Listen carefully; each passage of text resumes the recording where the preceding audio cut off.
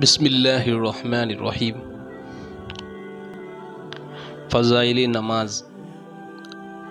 حضور صلی اللہ علیہ وسلم کا ارشاد ہے کہ حق تعالی شانہ نے یہ فرمایا کہ میں نے تمہاری امت پر 5 نمازیں فرض کی ہے، اور اس کا میں نے اپنے لیے عہد کر لیا ہے کہ جو شخص 5 نمازوں کو ان کے وقت پر ادا کرنے کا اہتمام کرے اس کو اپنی ذمہ داری پر جنت میں داخل کروں گا، اور جو ان نمازوں کا اہتمام نہ کرے تو مجھ پر اس کی کوئی ذمہ داری نہیں ہے۔ فائدہ: ایک دوسری حدیث میں یہ مضمون اور وضاحت سے آیا ہے کہ حق تعالی شانہ نے 5 نمازیں فرض فرمائی ہے، جو شخص ان میں لاپرواہی سے کسی قسم کی کوتاہی نہ کرے، اچھی طرح وضو کرے اور وقت پر ادا کرے، خشوع و خضوع سے پڑھے، حق تعالی شانہ کا عہد ہے کہ اس کو جنت میں ضرور داخل فرمائیں گے، اور جو شخص ایسا نہ کرے اللہ تعالیٰ کا کوئی عہد اس سے نہیں، چاہے اس کی مغفرت فرمائے چاہے عذاب دے۔ کتنی بڑی فضیلت ہے نماز کی کہ اس کے اہتمام سے اللہ کے عہد میں اور ذمہ داری میں آدمی داخل ہو جاتا ہے۔ ہم دیکھتے ہیں کہ کوئی معمولی سا حاکم یا دولت مند کسی شخص کو اطمینان دلا دے، یا کسی مطالبہ کا ذمہ دار ہو جائے، یا کسی قسم کی ضمانت کر لے تو وہ کتنا مطمئن اور خوش ہوتا ہے، اور اس حاکم کا کس قدر احسان مند اور گرویدہ بن جاتا ہے۔ یہاں ایک معمولی عبادت پر جس میں کچھ مشقت بھی نہیں ہے، مالک الملک دو جہاں کا بادشاہ عہد کرتا ہے، پھر بھی لوگ اس چیز سے غفلت اور لاپرواہی کرتے ہیں۔ اس میں کسی کا کیا نقصان ہے؟ اپنی ہی کم نصیبی اور اپنا ہی نقصان ہے۔ حضرت عبادہ رضی اللہ تعالیٰ عنہ کہتے ہیں، مجھے میرے محبوب صلی اللہ علیہ وسلم نے 7 نصیحتیں کی، جن میں سے 4 یہ ہیں۔ نمبر 1 یہ کہ اللہ کا شریک کسی کو نہ بناؤ، چاہے تمہارے ٹکڑے ٹکڑے کر دیے جاوے، یا تم جلا دیے جاؤ، یا سولی پر چڑھا دیے جاؤ۔ نمبر 2 یہ کہ جان کر نماز نہ چھوڑو، جان بوجھ کر نماز چھوڑ دے وہ مذہب سے نکل جاتا ہے۔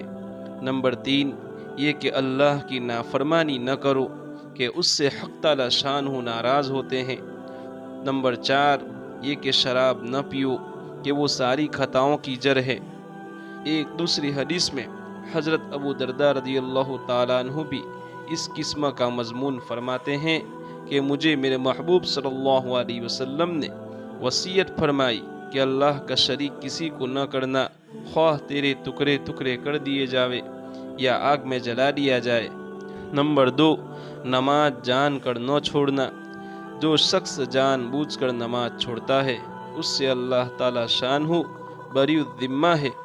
تیسرا شراب نہ پینا کہ ہر برائی کی کنجی ہے، ہر برائی کی جڑ ہے۔ حضرت اقدس صلی اللہ علیہ وسلم کا ارشاد ہے کہ جس شخص کی ایک نماز بھی فوت ہو گئی وہ ایسا ہے کہ اس کے گھر کے لوگ اور مال و دولت سب چھین لیا گیا ہو۔ فائدہ: نماز کا ضائع کرنا اکثر بال بچوں کی وجہ سے ہوتا ہے، ان کی خیر خبر میں مشغول رہے یا مال و دولت کمانے کی لالچ میں ضائع کی جاتی ہے۔ حضرت اقدس صلی اللہ علیہ وسلم کا ارشاد ہے کہ نماز کا ضائع کرنا انجام کے اعتبار سے ایسا ہی ہے گویا بال بچے اور مال و دولت سبھی چھین لیا گیا اور اکیلا کھڑا رہ گیا، یعنی جتنا خسارہ اور نقصان اس حالت میں ہے اتنا ہی نماز کے چھوڑنے میں ہے، یا جس قدر رنج و صدمہ اس حالت میں ہوتا ہے نماز کے چھوڑنے میں بھی ہونا چاہیے۔ اگر کسی شخص سے کوئی معتبر آدمی یہ کہہ دے اور اسے یقین آ جائے کہ فلاں راستہ لوٹتا ہے اور جو رات کو اس راستے سے جاتا ہے تو ڈاکو اس کو قتل کر دیتے ہیں اور مال چھین لیتے ہیں، تو کون بہادر ہے جو اس راستے سے رات کو چلے گا؟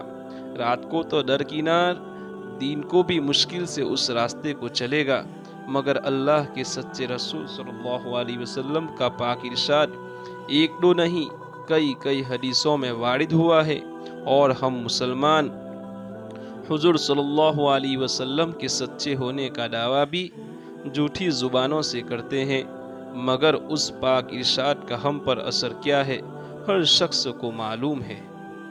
نبی اکرم صلی اللہ علیہ وسلم کا ارشاد ہے کہ جو شخص 2 نمازوں کو بلا کسی عذر کے ایک وقت میں پڑھے وہ کبیرہ گناہوں کے دروازوں میں سے ایک دروازے پر پہنچ گیا۔ فائدہ: حضرت علی کرم اللہ وجہہ فرماتے ہیں کہ حضور صلی اللہ علیہ وسلم نے ارشاد فرمایا کہ 3 چیز میں تاخیر نہ کر۔ نمبر 1 نماز جب اس کا وقت ہو جائے۔ نمبر 2 جنازہ جب تیار ہو جائے۔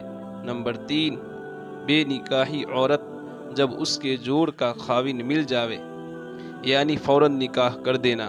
بہت سے لوگ ہیں جو اپنے کو دیندار بھی سمجھتے ہیں اور گویا نماز کے پابند بھی سمجھے جاتے ہیں۔ وہ کئی نمازیں معمولی بہانے سے سفر کا ہو، دکان کا ہو، ملازمت کا ہو، گھر آ کر اکٹھی ہی پڑھ لیتے ہیں۔ یہ گناہ کبیرہ ہے۔ بلا کسی عذر، بیماری وغیرہ کی نماز کو اپنے وقت پر نہ پڑھا جاوے، گویا بالکل نماز نہ پڑھنے کے برابر گناہ نہ ہو، لیکن بے وقت پڑھنے کا بھی سخت گناہ ہے۔ اس سے خلاصی نہ ہوگی، آزادی نہ ہوگی۔